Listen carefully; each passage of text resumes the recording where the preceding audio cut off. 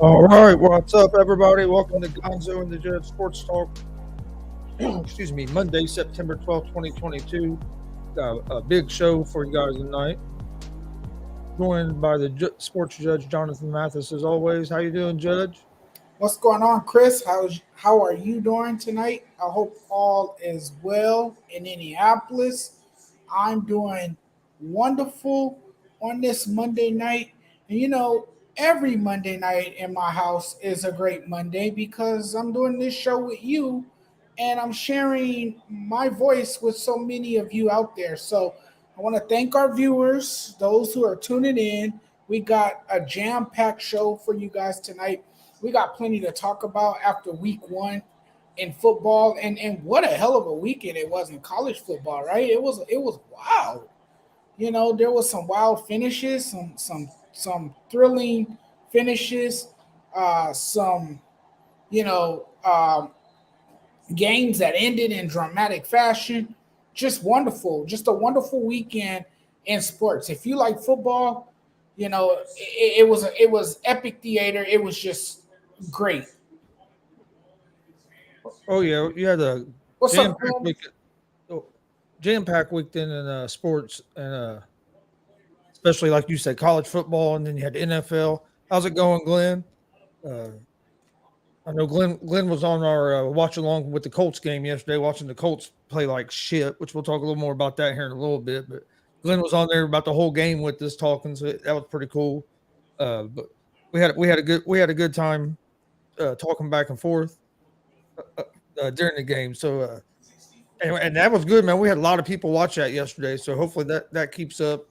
But we had a good time yesterday with people in the comment section talking about the game and how Frank Reich needs to get something going, or it might be time to get him out of town.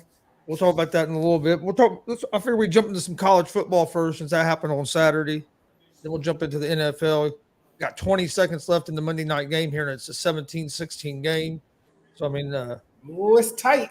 yeah. Well, we'll talk about it when we get to the NFL. But I uh, like games like that, man. I like games that have you biting your nails and that games that leave you in suspense. oh It's yeah, fun to watch a game like this. And you know what? A lot of people thought this would be a blowout. A lot of people took the Broncos winning by more than one touchdown. And look what we have here. We have probably one of the best games so far this season. I know the season is still young, but for this to be week 1, this is a pretty good game, and it has a playoff atmosphere to it as well. It feels like an actual playoff game, and I think a lot of that's because Russell Wilson has returned to a stadium where he used to play. yeah. So I think that's why there's so much hype around this game, and how he was received before the game, coming into the game, which he was booed, which Hey, was quite real, surprising to me. real quick, Judge. Respect was Not to wild. interrupt you, but the Denver Broncos are getting ready to attempt a 64-yard field goal to try to win the game with 20 seconds left in the fourth quarter, and he You missed see the it. TV behind me? Missed it. He missed it. So looks like Wow. there's 15 seconds left, but Seattle's getting the ball back. Looks like Seattle's going to get start the Looks like season off with a 17-16 win at home. So to disappoint woo. Russell Wilson, their former teammate, and the Denver Broncos. Now, see, that's a great win. That's a great home win. That's a great way to start off your season. You can't ask for anything better than that. You beat your old quarterback. You win at home. You win with Geno Smith as your quarterback. Geno Smith, of all people. Geno Smith is leading your team down the field, and he was fantastic, particularly in the first half. I thought he put up some convincing numbers. This Yeah, is a guy who is aiming. This is a guy who, Chris, this is a guy who is aiming, you know, to make a transformation from a certified bum to an unsung hero. I mean, this is a guy who's looking to have a resurgent year, to show people that he can be the next quarterback for the Seahawks. Yeah. But this is only one game. The bigger question here is, can Geno Smith do this on a consistent basis? Can he do this more than one time? Can he do this against, a tougher opponent? Can he do this in a game with implications? A game that has ramifications? Can he bring the same intensity and the skill set that he demonstrated tonight in a game, bigger than this one? Because this is only week one. And it's a marathon, not a sprint. So he's going to have to continue to play this way. I think that's what I'm eager to see, if he can keep playing this way, the way he played tonight. Yeah.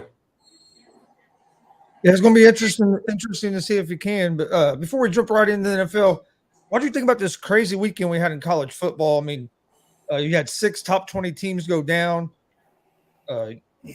Notre Dame lost to Marshall. Alabama beat Texas by 1. Could have very easily lost that game. I mean, there was a lot of good games and a lot of surprises in college football this weekend. What maybe surprised you the most about this Saturday? Well, you said it a moment ago. Notre Dame dropping dead to Marshall. Notre Dame, we call them the Fighting Irish, right? That's their nickname. That team had no fight in them. That team looked unprepared. They didn't look ready. And Marshall wasn't afraid of Notre Dame. No. And Notre Dame, to me, looks like a very overrated football program.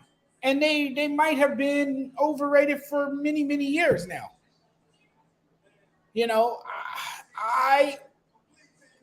I don't think Marcus Freeman is going to hold on to his job much longer. I think he will be fired. I think, it's tough to coach a program like Notre Dame. It's one of the most demanding jobs in the country, one of the most challenging jobs in the country. Not everyone is cut out for that job. And I don't think Marcus Freeman is that guy. He's 0-2, to start the season. I don't think, if I'm correct, I don't think Notre Dame has ever started the season 0-2 in program history. Correct me if I'm wrong, Chris. I think you're right. I don't think Notre Dame's ever begun. He also, I think you're right. But he's also lost his first 3 games as Notre Dame's coach, as Dustin's saying here, because he coached the bowl game last season and lost, and then he's lost his first 2 games this year. He's not off to a good start. I don't think he's going. I don't know if he's going to make it through the full season, especially if they don't start at least being more competitive.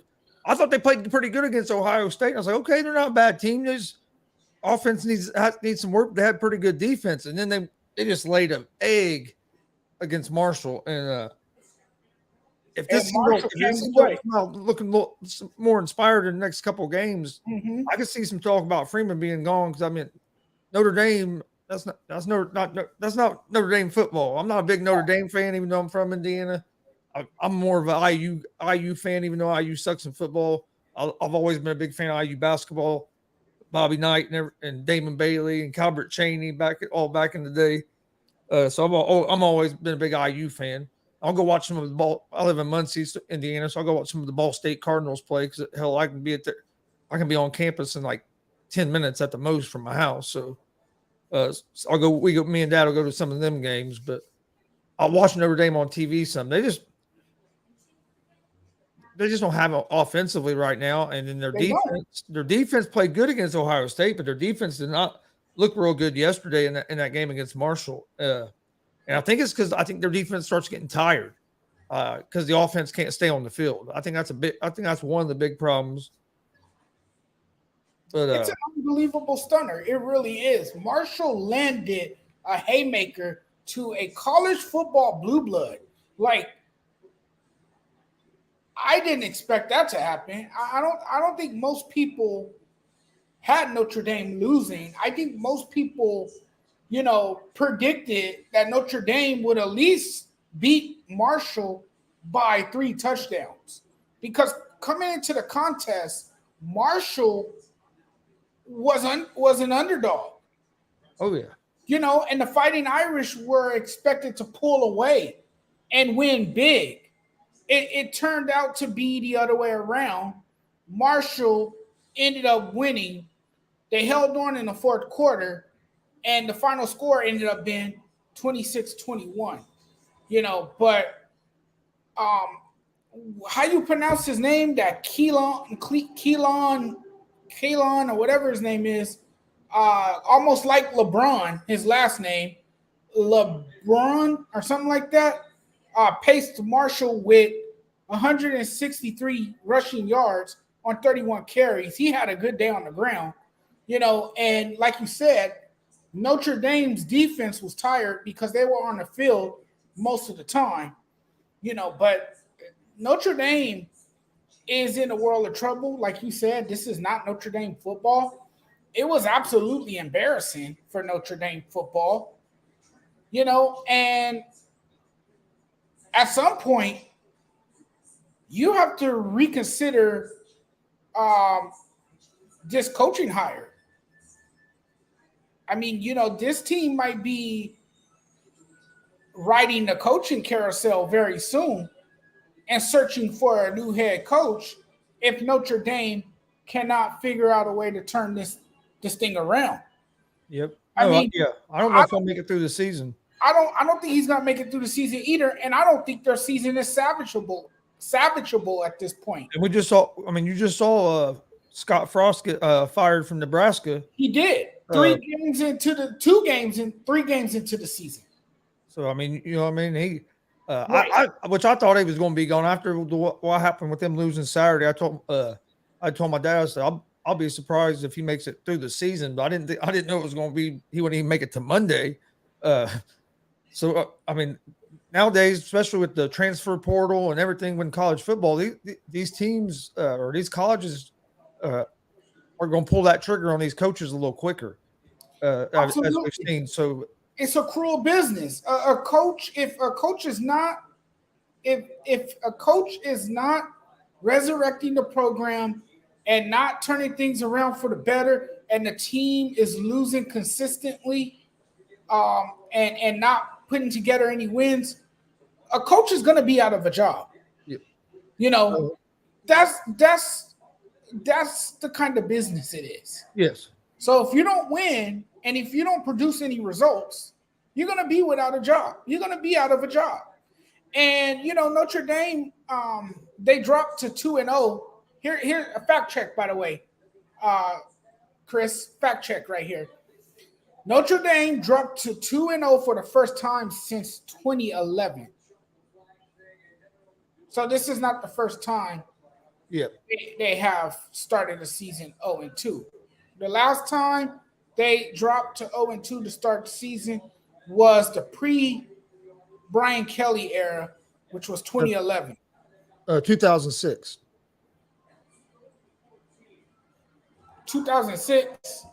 Yeah, that's what the stat guy said. Notre Dame started 0-2 in 2006, the year before they got Kelly. Oh, okay. Where the hell did I pull 2011 from? I'm not sure. Well, I'm not sure either. Hey, it's one of them. Hey, it's a Monday. It's a Monday. It's a Monday. It is a Monday. So please bear with us. Yeah, Glenn. There's sometimes I'd like to go Bobby Knight on my teams too. I like that. And then another team I wanted to talk about real quick. Dustin brought up App State. knocking off Texas A&M. Man, that, like Dustin said, there ain't gonna be teams that want to play them, especially with that offense they have. And then for their defense to shut down Texas A&M like that really surprised me. Because the week before, App State scored like 66 points, but they gave up like 64 points to North Carolina. You know what I mean? So it was a back and forth just battle, no defense at all. And then App State turns around and holds Texas A&M to 14 points, knocks off number 6 in the country. What do you think about this App State team? They're fun. It's been fun to watch. Was it, Chris? Was it really, really surprising the way that game unfolded? I mean, haven't we learned something from Appalachian State in the past? This is a team that has dropped jaws in the past, right? This is a team that had people off of the edges of their seats, nearly on the ground with their chins down, right? Yep. This is a school that has pulled off one of the biggest upsets, not once, but twice. This is the same school that beat Michigan years back. People tend to forget. You better buckle up for a foreseeable future for this Appalachian State team because they have tremendous talent on that team. You know, they show that they can hang with the big dogs, you know, and they continue to shock the world with their early season upsets. It's just amazing, you know, and it's a better program than what people make it out to be. You know, Yeah, I thought they'd be competitive with Texas A&M. I didn't think they would. you didn't think they would beat them. I didn't think they'd have the defense to beat them after watching them play North Carolina, and they gave up 64 points. I'm like, right. I just didn't think their defense was going to be able to hold up, and to only give up 14 points to Texas A&M really surprised me. And see, Texas A&M, they kind of let their guard down against Appalachian State.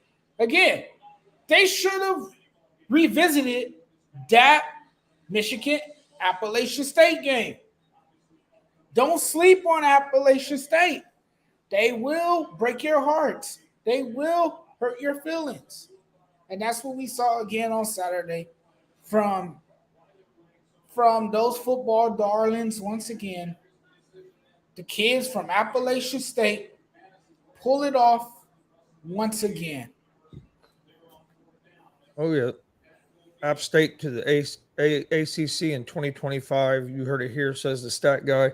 Remember, I'll tell you what, Georgia's looking tougher than hell right now in college football. I think they're right now looking like they're going to be the team to beat.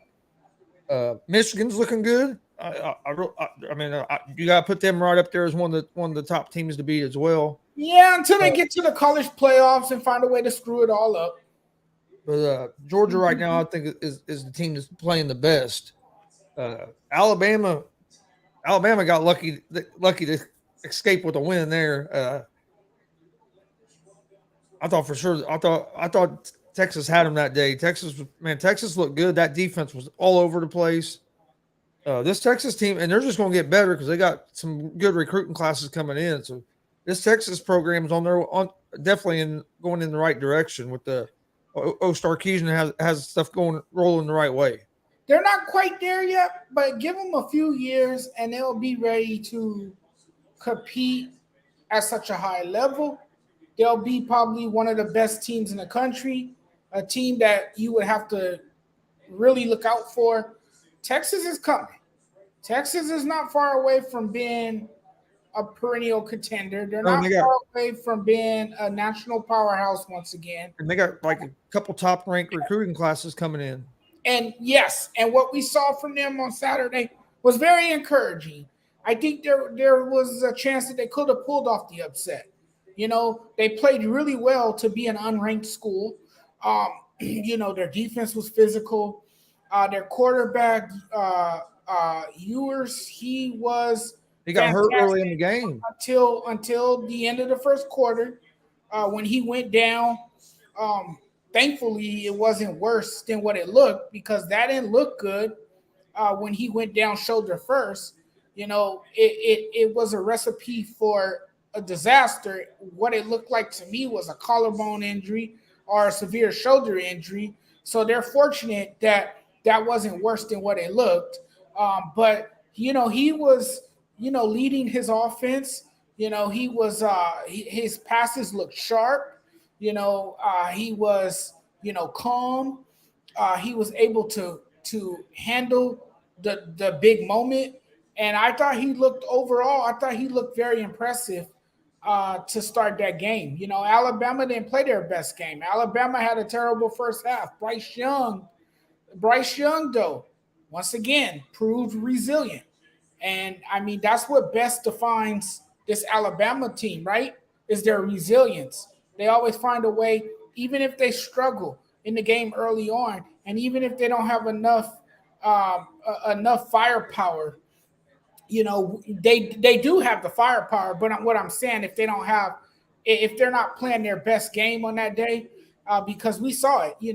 Bryce Young didn't play his best football, but when they needed him to come up big in a clutch situation, he did. And I thought they played. I thought they played great football on that final drive. That was great situational offense led by Bryce Young. They executed some great plays down the stretch. Yes, you can argue that technicality kind of helped in their favor. There was a safety uh, that was a terrible no call. That was a call that the refs did miss. You had the hold in no call. So yes, the refs kind of did help with the situation, but you can't take away um, what Alabama did late in that game. And Alabama somehow, some way, pulled out a victory in a game that they probably should have lost. In a game that they probably should have lost because Alabama, if they don't play better than what they did on Saturday, they might slip up and lose a game. They look very vulnerable, Oh, Chris. they're not gonna beat Georgia if they play like they did Saturday. No, if they play like they did Saturday, they will go down to Georgia, and Georgia will steamroll them if they play like they did Sunday. So they're gonna have to step their game up. They're gonna have to get off to a fast start in the first half, particularly. They can't be sluggish. They can't, they can't come out uh, and not put up any points on the scoreboard because this is a team that likes to light up the scoreboard, right? And they're capable of doing that with all the pieces that they have on their offense. To me, Alabama has one of the most talented teams in the country. We all know that. Nick Saban does a tremendous job in recruiting the nation's best, and much of that has been on display. But Alabama looks like a team that can be beaten. I mean, they're not unbeatable. I think they are very vulnerable. I think they will, slip and fall somewhere on their schedule. And I just don't think Alabama is that same, powerhouse team that we've seen in recent years. No, they haven't looked like it yet. It's still early in the season. We'll see what happens. You're But still the way trying. they're playing right now, I don't think they're going to win the national championship playing the way they're playing right now. I just don't see it. But man, let's move on. Talk a little bit of NFL. We had first weekend of NFL. Had some crazy games yesterday. Had a game tie, which we'll get into that in a little bit because I have a lot quite a bit to say about that one. Uh, but I mean, there were some good games. What maybe surprised you? What did you think about the first week of the NFL? And then what? First, let's start with kind of what game surprised you the most, and then we'll move on. Maybe talk some more of the games. The Steelers and their winning mentality. You know, they have um, they have a new quarterback now. They have Mitchell Trubisky. It's a new era in Pittsburgh. But Pittsburgh, what they showed is that they still have great defense. And I mean, that's what this team is built on, right? Their defense. That's their strength, is their defense. And their defense kind of dictated that game. Their defense dictated the outcome of that game. Their defense is what is what was the biggest story of that game. And you also have to realize this. Mike Tomlin is a winning coach. He hasn't had a losing season since he became the head coach of the Pittsburgh Steelers. To me, that's very impressive. He has established a winning culture there. And the Steelers beating the Bengals, to me, that was very surprising. The Bengals, as you know, went to the Super Bowl a year ago. And you know, it was just uninspired football by the Bengals. The Bengals clearly didn't show up for this game. Joe Burrow was kind of harassed and beaten to the point that he had some turnovers in this game and just didn't look like himself. And you saw the spectacular play from Minica. I always say his name wrong. Minica Fitzpatrick, the safety of the Steelers. He had a spectacular play in the game. Uh, Picked off Joe Burrow for a pick six, and took it to the end zone. But the Steelers, man, I'm not sure if they have enough offense to make life easier on the defense moving forward. But that defense definitely was the story in that game, and it was an overall great performance from the Pittsburgh Steelers. Yeah, yeah. Pittsburgh got a big win. I think people do need to slow down a little bit on Pittsburgh. I heard a lot of people getting a little too hype on Pittsburgh over this win. You got to remember this. And I say that because the Bengals turned the ball over 5 times. Yep. Turned the Yeah, ball the over Steelers were 5 times, 5-2. and Yep. still had a chance to win that game. That game still went into overtime. So yeah, Pittsburgh showed some heart, showed some grit, won that game. But if they're going to have to play better than that moving forward, because yeah, you were able to win, but since you had 5 turnovers that game, if a team turns the ball over 5 times, there's no way should be taking you to overtime. You know what I mean? If Right. you And get 5 turnovers, you got to convert some of them into points. There's no way that the Bengals should have been in that game and took that game to overtime, turning the ball over that many times. the glaring weakness is the offense. And Trubisky didn't play bad. I mean, it wasn't No, like he had a bad game, but I no. still think their offensive line has to get a little better. Right. But and what's up, Eddie? Glad to see you on here. Hey, Eddie, what's up, man? But Thanks for joining us tonight. that game did surprise me a little bit. But I've been saying I thought Trubisky would do fine in Pittsburgh with Tomlin.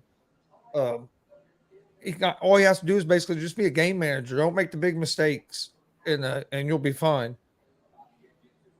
I mean, and then you had the Giants beating Tennessee.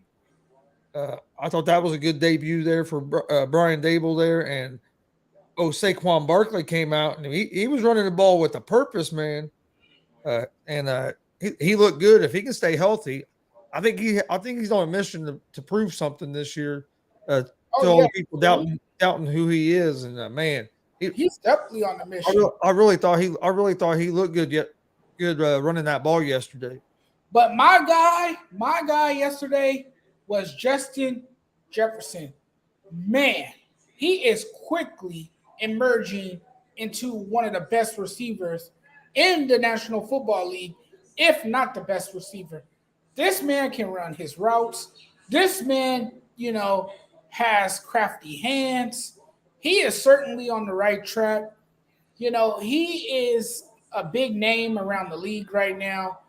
And, there were plenty of dominant performances by receivers in week one. But Jefferson, to me, man, he delivered the most impressive showing of them all. You can't deny it. You can't take anything away from this man. This man is amazing. He is fun to watch.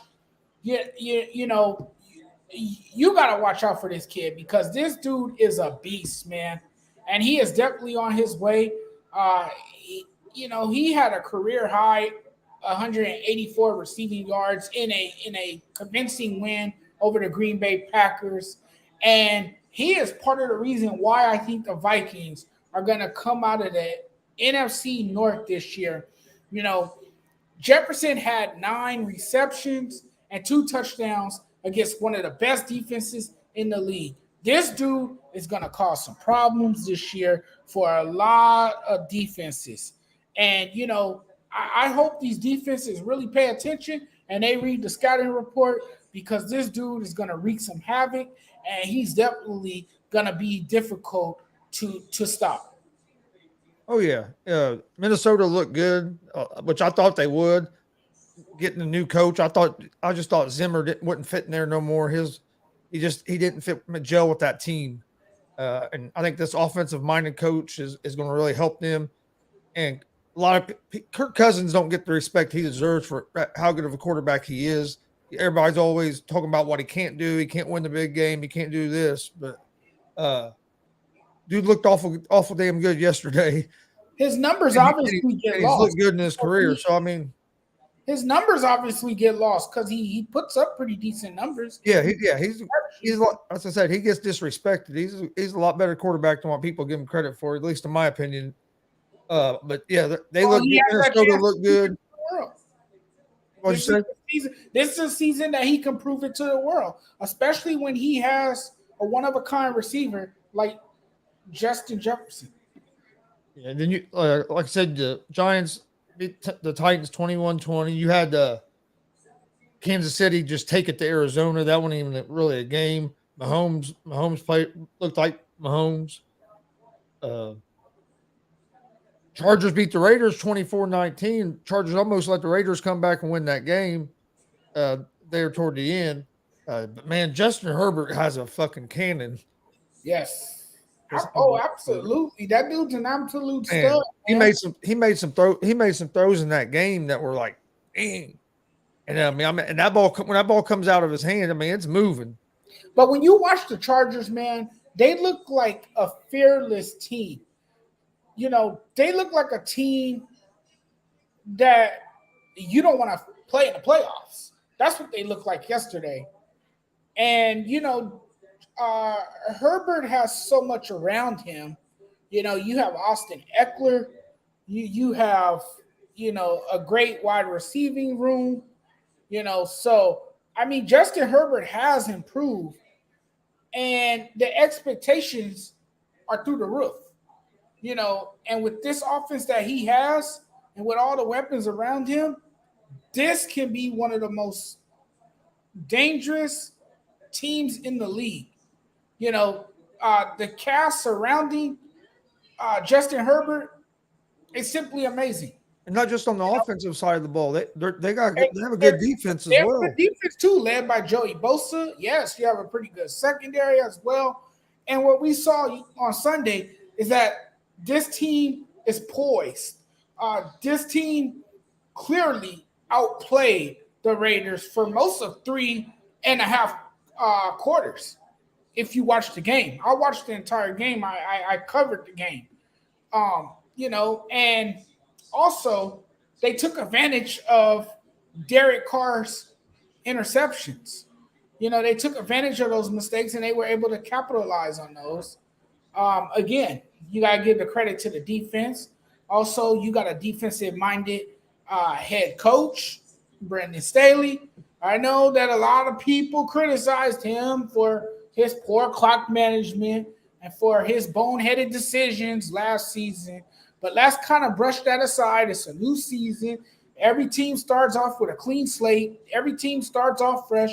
Let's see what he does with this Chargers team this year.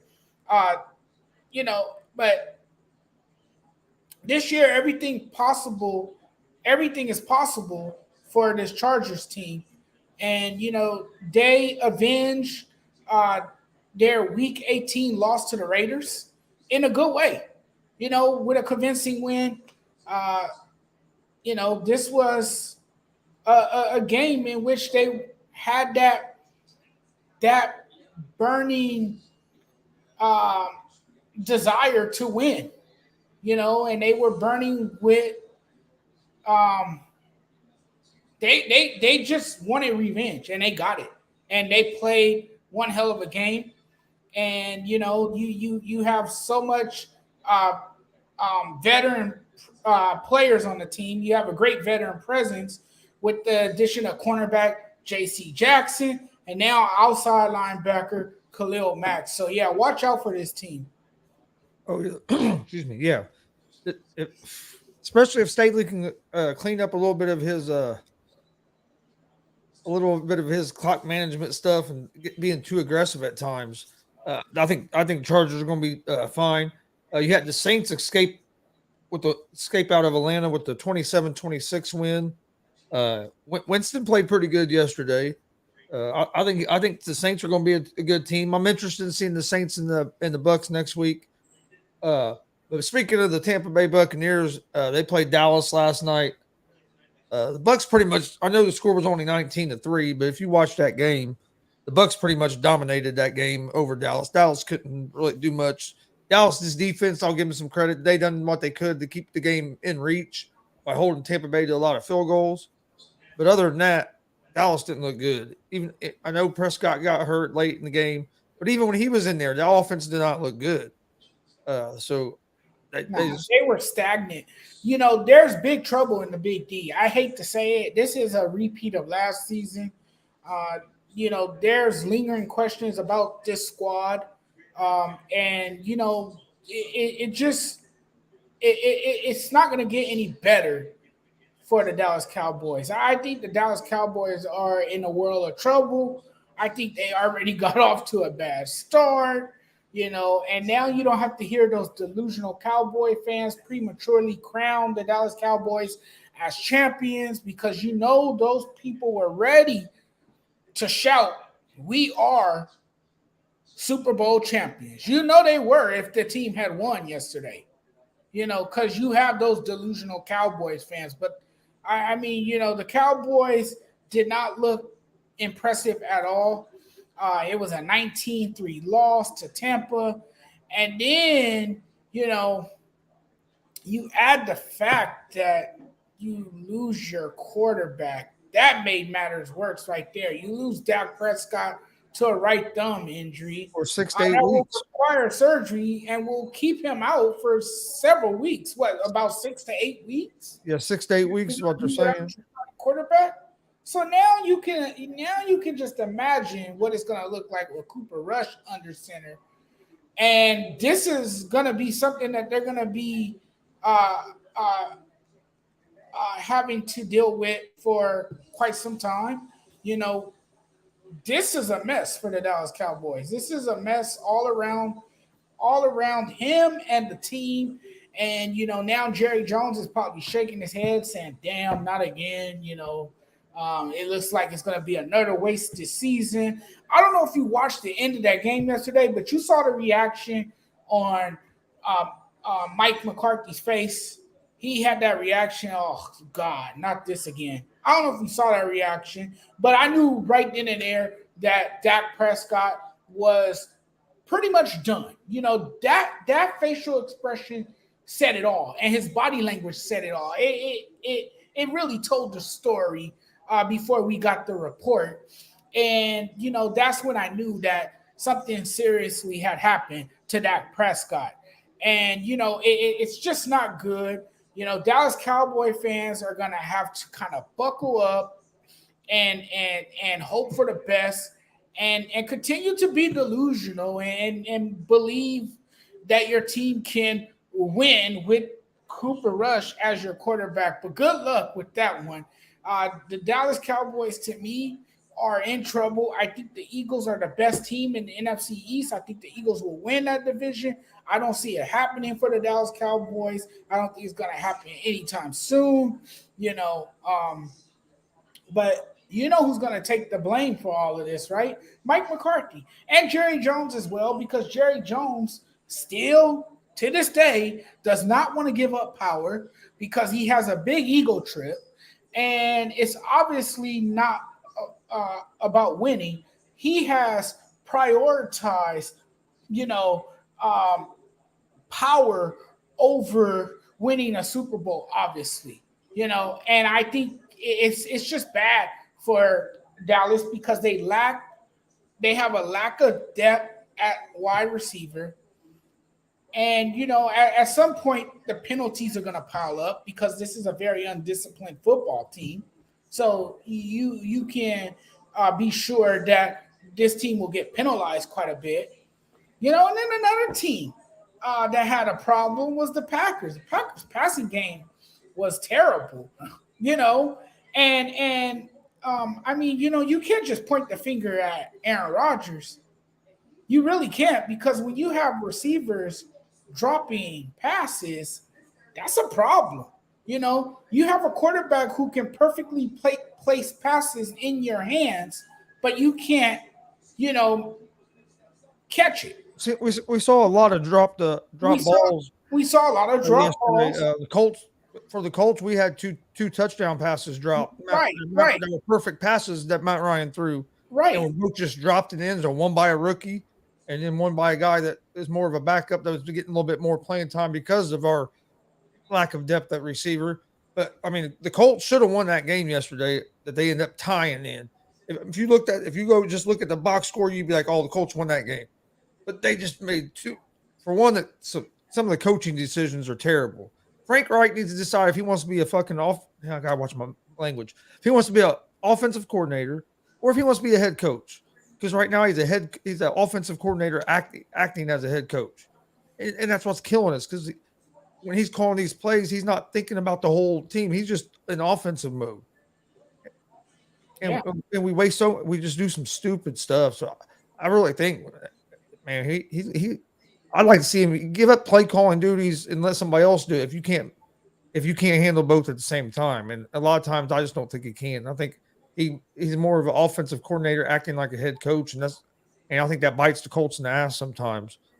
I mean, you have Jonathan Taylor who was just running the ball down their throats. I understand when we got behind, you have to throw the ball some, but when you don't have depth at receiver, you have to use what you have. Use your weapons. And that's get Taylor the ball in open space and let him work. And kind of like you said about the Colts, though, but that's the same. That's the same for Green Bay. Green Bay doesn't have a great wide receiver room. They don't, and Green Bay simply can't survive unless its wide receivers play better. And I think that's why Aaron Rodgers is frustrated because he knows he doesn't have that guy that he can rely on. You don't have your go-to guy anymore, Devontae Adams, who was traded to the Raiders. So what do you do in this situation? I mean, it's out of his control,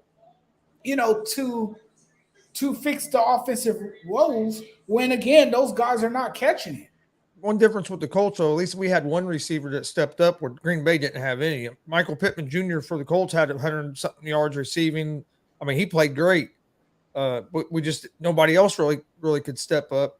Like I said, the rookie Pierce from Cincinnati dropped a wide open one in the end zone that would have been a touchdown. Then Doolin drops one that was a touchdown. We miss a field goal, and then we go for it in the first quarter on 4th and 2. 4th and goal from the 2-yard line. Don't get it. So right there's 20 points. Right there's 20 points that were just left on the board because of mistakes, basically. And you can't have that. It's hard enough to win a game in the NFL, and you can't do it. You can't do it kicking your own self in the butt all the time. You have to take advantage. Anytime you can score, you got to take advantage of it. And when it's the first quarter of the game, take the damn field goal. Points are important. Mm-hmm. Any way you can get them, you take it. Take that field goal. Now later in the game, I understand sometimes. It's not going to be pretty all the time. Later in the game, I understand. If you get, later in the game, I understand passing up a field goal, but early in the game, get the points. Because when you don't get it, and then they stop you from 4th and goal, and the momentum switches. Now they have all the momentum. Get them 3 points. At least you're not giving up the momentum too. You got 3 out of it. Right, and that's what Tampa Bay was doing yesterday in the first half. Remember, I mean, they weren't getting 6s, but they were getting 3s. And they were taking whatever the offense can give them. And I mean, Tom Brady didn't play his best game yesterday, and he even said it after the game that he could have played a lot better.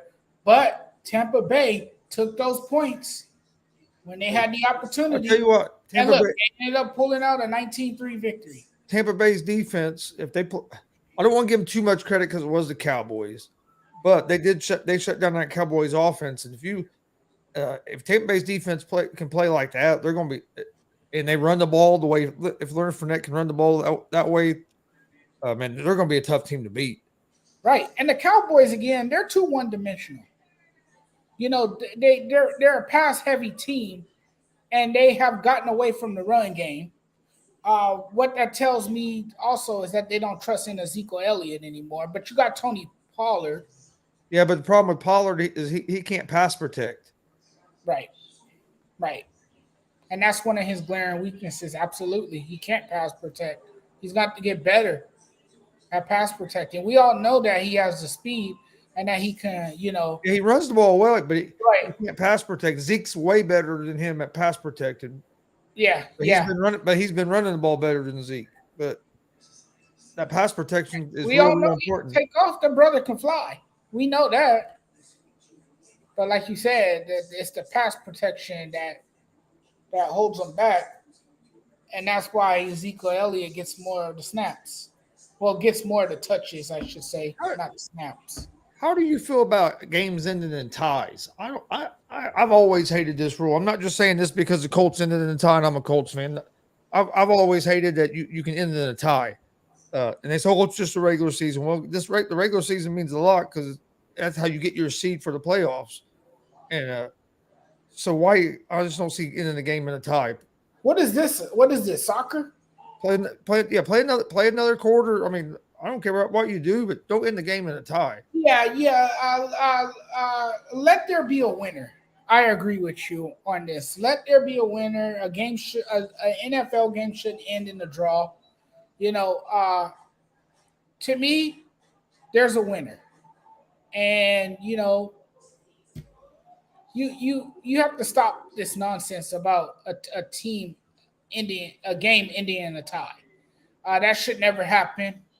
Our fans want to see a winner and a loser, and that's how a game should be. There should be a winner and there should be a loser. There should be one team celebrating and there should be one team walking off the field with their heads down. I don't think an NFL game should ever end in a tie. I think that's utterly ridiculous. I think they need to change that rule. I think they need to reconsider that. And, however long it takes, I mean, look at baseball, man. Sometimes you be seeing games go to 14 innings, 15 innings, 12 innings, whatever, however many innings it takes to, decide a winner. Once the outcome is decided, that's it. The game is over. That's how it should be in the NFL. Oh yeah, I agree. I hate ties. Like I said, I've been saying that for a long time. Anybody that knows me knows that I don't.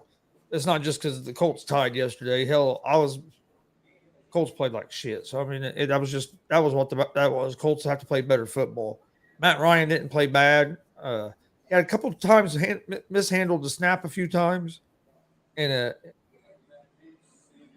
I kind of I don't know. Just you got to handle them snaps a little bit better. But other than that, he threw the ball good. Like I said, our receivers just have to catch the ball, and we didn't.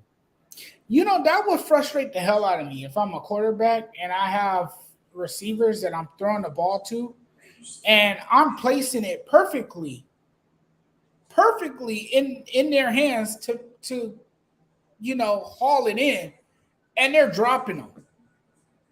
I think I would chew that receiver out on the sideline. I think him and I will be boxing for real. We'll be in. Aaron Rodgers was talking to his receivers and stuff. He was like mad. That. And then people want to get. Well, he's being a dick. He shouldn't do that. He should. Well, what's he supposed to do? You have to talk to him. You want him not to make that mistake anymore. So to me, there was nothing wrong with him getting on the receiver a little bit. Tough love. Show him that tough love. Maybe they'll learn from that. But the way society is now, it's he's being a bully. He's not treating them right. No, that's football. Right, man up. It's a big boy league.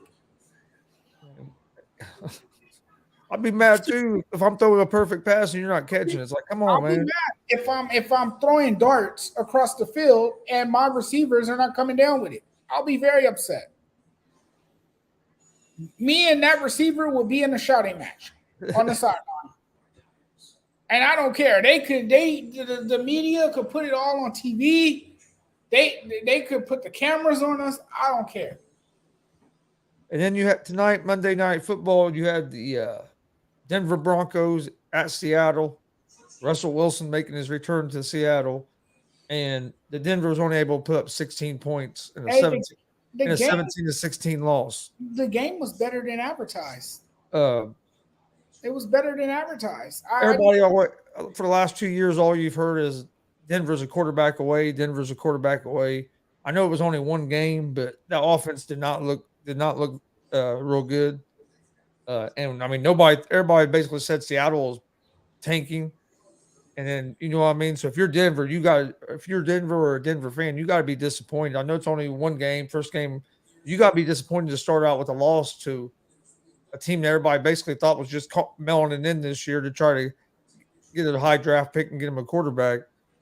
If you know, I mean, if you're a Denver fan, I think you're a little worried right now because this doesn't look like a team that's going to be competing for a playoff spot if they don't clean this offense up and their defense. I mean, at the beginning of the game, their defense was making Geno Smith look like an all-pro quarterback, and both defenses. Near defense was playing real good at the beginning of that game, and then but they were able. Seattle was just able to score one more point. Well, here's why you're worried. Here's why you're worried if you're Denver. The AFC is absolutely loaded. You know, you have Baltimore, you have Cincinnati, you have Tennessee, you have Indianapolis, you have Buffalo, right? But you also have your own division to worry about. You have the AFC West. There are teams in the AFC West who are serious contenders. So Denver cannot play the way they played tonight against teams like the Chargers, the Chiefs, the Raiders. They can't do that. You know, they're going to have to put up more points. They're going to have to be more aggressive. You know, they're going to have to attack early. You know, hey, rely more on that running game. That running game looks solid. You know,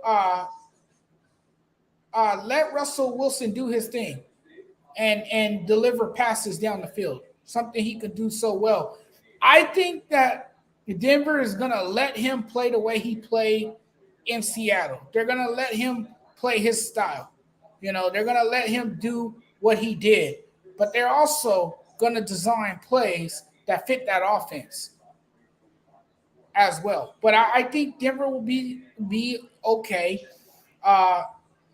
You know, they have a very deep pool of talent, no question about it. And like we were saying a year ago, this was something we heard quite often, that the Broncos were just a quarterback away from being a real Super Bowl contender. Well, there's still 16 games left, and we will see. You know, but there's a lot to like about the Denver Broncos, even though they might finish last in the AFC West because the way everyone else looks in that division. And because of how the rosters are constructed and how the teams are built. How do you think the 49ers, San Francisco 49ers fans are feeling right now after they lose to the Bears yesterday? I know the weather was bad, but Trey Lance didn't have a good day. I'm not going to hit him too hard for it because the weather was a little bad, but the weather was the same for the other team as well, and they were able to score some points. So it's going. Yeah, but if he wants to hold on to his job as a starter, he's going to have to learn how to endure the elements. Oh yeah. You know, oh yeah, I agree. You have to play. You have to play. You know, on fields sometimes that are terrible, that are not the best condition. Yeah. You know, that's part of the game. You know, so I mean, he's gonna have to realize that there's gonna be stadiums that you go into where you have to play through storms and you have to weather the storm, and you have to play on a soggy field or you have to play in colder climates. He's going to have to learn to adjust to that. And he's going to have to adjust to it on the fly after being thrown out there as a starting quarterback. If things don't go well for him and if this doesn't bode well, don't think Kyle Shanahan will hesitate to go back to Jimmy G and make him the starting quarterback again. If things don't work out with Trey Lance, because to me yesterday, and I know it was only one game, but Trey Lance looked like he was playing scared.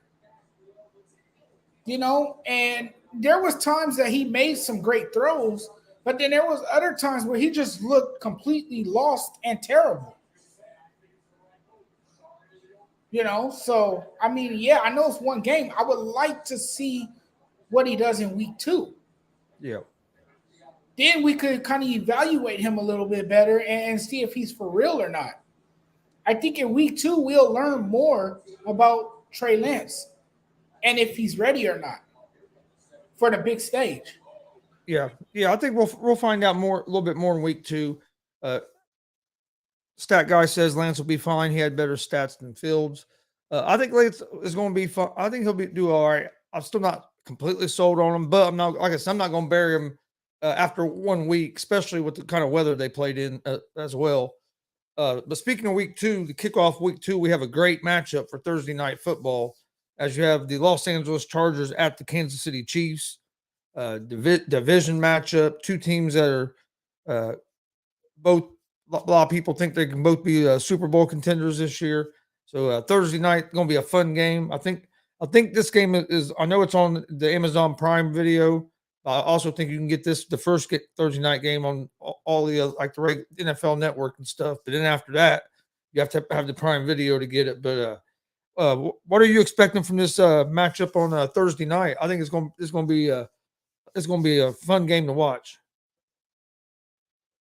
You're muted, Judge. It's going to indeed be a fun game. The Chargers are coming off a short week, so they have a little time to prepare going into this game. They face a really good Kansas City Chiefs team. Kansas City Chiefs and the Chargers will square off in Kansas City. Patrick Mahomes was sharp in week 1. He had an outstanding afternoon. I don't think it's going to – come on, Dustin. I don't think the Chiefs will win by that much. I think it's going to be closer than that. Mahomes did send a message, sure, but Justin Herbert sent a message as well. This is going to be a great quarterback duel between the two quarterbacks, I think. Justin Herbert is a stud, and Patrick Mahomes is a superstar as well. And then you have a great offensive mind,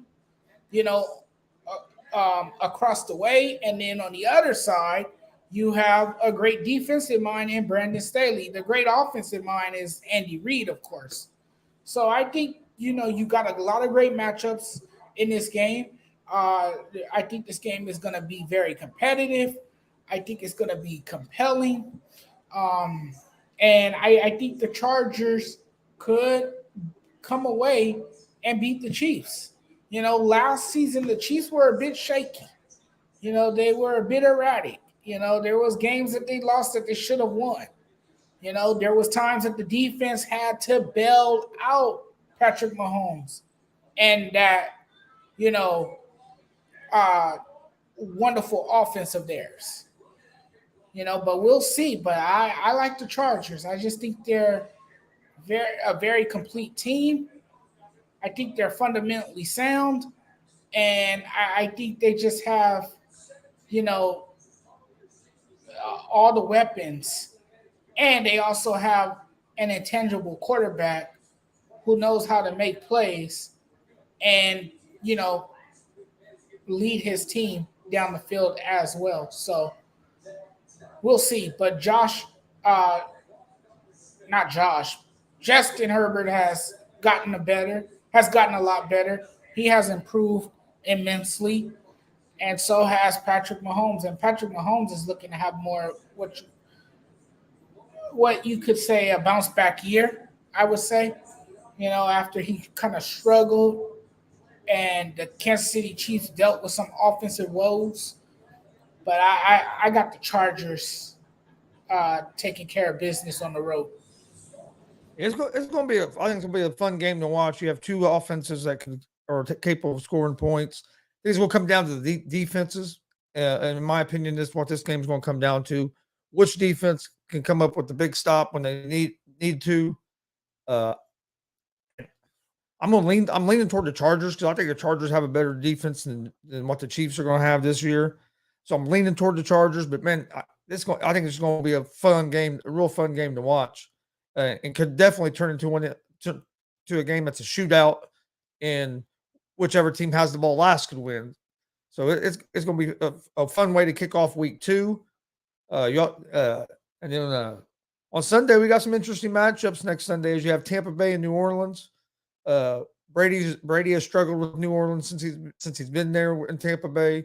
I know Sean Payton's not there in New Orleans anymore, but I think I think that's going to be a good game. New Orleans has a good defense, and they still have a lot of offensive weapons. And Winston played good last year before he got hurt, and didn't play bad yesterday in the season opener. So I think that's going to be a fun game to watch. Colts play the Jaguars. Who knows what will happen there? We usually play like shit in Jacksonville. Uh, the Cowboys got to play the Bengals. And the Cowboys, I think, are in big trouble with not having Prescott for 6 to 8 weeks, like we talked about earlier.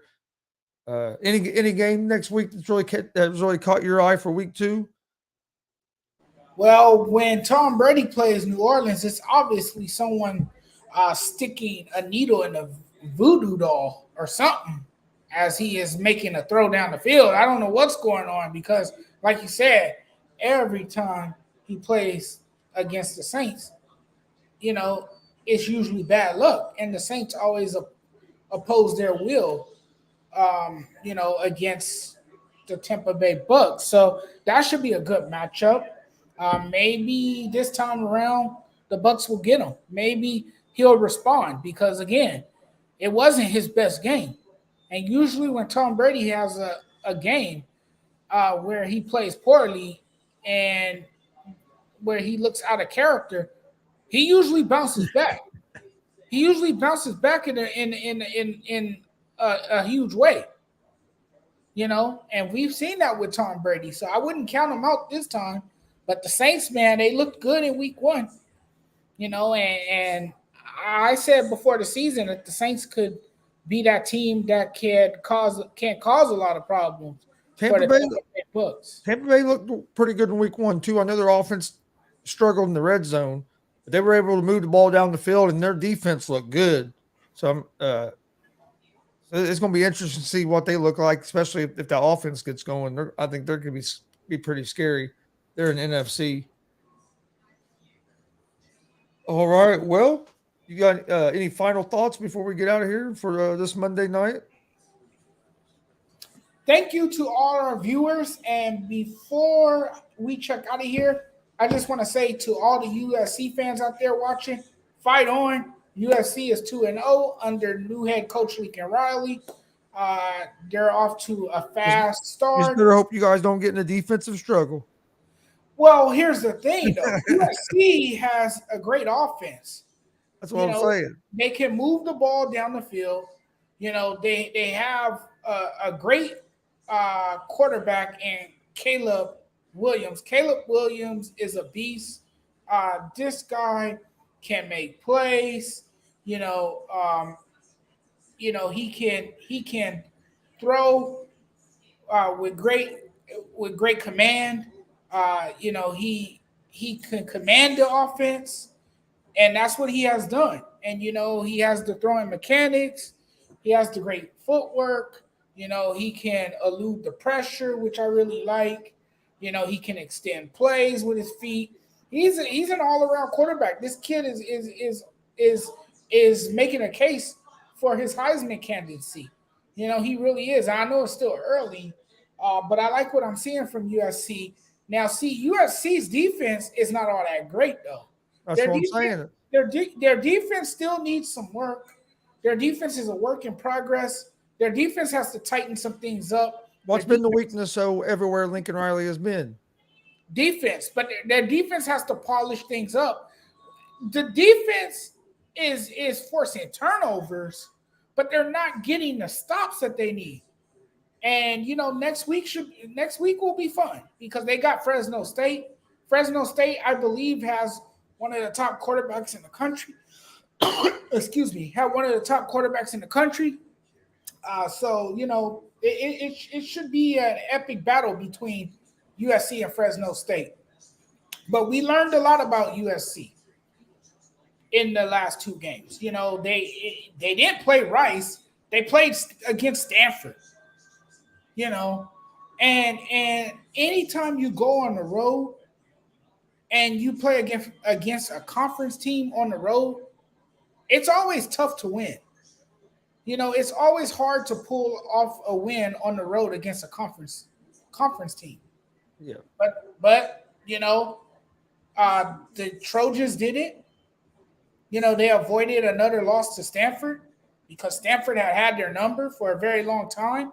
Stanford is what ended Clay Helton's, tenure in Los Angeles as the USC head coach. But I like what I'm seeing from USC. Fight on, baby. Fight on. And those are my final thoughts. Oh, yeah. Well, no, my final thoughts, I'm just ready for another week of football. Ready for Thursday to get here, watch that game. I think Thursday night's game is going to be great. It was nice yesterday, just basically sitting around enjoying football all day.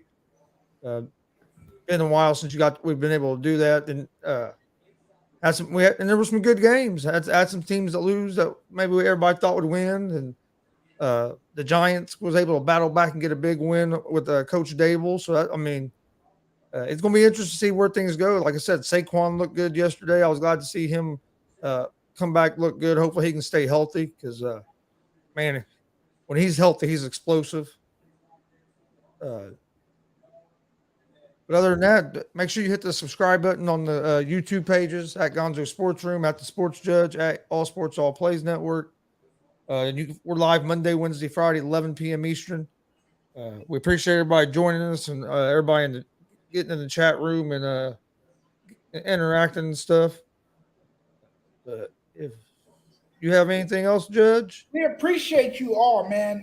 Without you guys, none of this is possible. We just want to thank each and every one of you. And before we get out of here, I just want to encourage everybody to please hit the like and subscribe button, on my YouTube channel. Follow my YouTube channel.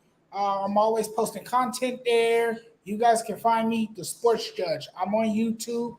Hit that subscribe button. I have 560 subscribers. I don't do it for the numbers. I do it because I love it. And I want to interact with the sports fan. And I love to chat with you guys. So please check out the channel. If you guys like sports, you guys will be in the right place. It's a great channel. I have a lot of fun. I try to make the videos exciting for you guys.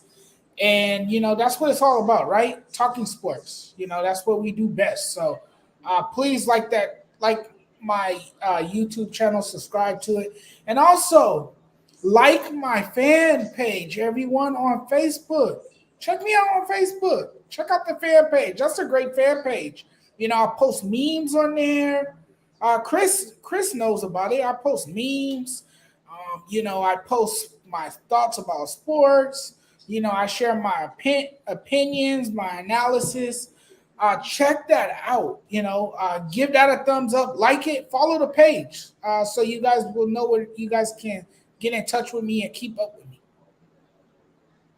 Oh, yeah. Yeah, like I said, please hit the subscribe button on the YouTube, follow on Facebook. Don't forget to check out the ASAP in the Morning Show, 10 a.m. Eastern, Monday through Friday on All Sports All Plays Network. You'll find them in the morning. Also, don't forget, we have the Around the Bases show, 9 a.m. Eastern, baseball show on the Gonzo Sports Room Network. Myself and the stat guy, Dustin Reese. So join us tomorrow at 9 a.m. for that. At 1 p.m. Eastern, you can watch the Afternoon Blitz on the ASAP All Sports All Plays Network. I host that. 3 o'clock, Easy Money, a sports betting show. Come You can find it on the Gonzo Sports Room Network or on the ASAP All Sports All Plays Network. And then Tuesday evening, check out Unscripted on Unscripted at Facebook or on the All Sports All Plays Network. There's a lot of talent out here. Go check them out. Please hit that, like you said. Please support us. Hit the like buttons. Share. Tell a friend about us. But we thank everybody for joining us tonight, and we will see you guys on Wednesday night at 11 p.m. Eastern with another episode of Gonzo and the Judge Sports Talk. But till then, stay safe. See ya. All sports, all plays. All sports, all plays. All sports, all plays. 365, we making a plays. We talking the game, get you through the days. We're high in the court, the dime in the lane. Variety topics, living the same. All presentation, sports information. In the airways, taking the nation. All sport, all plays, like working your faces. Grace at the field, so tie the laces. All sports, all plays.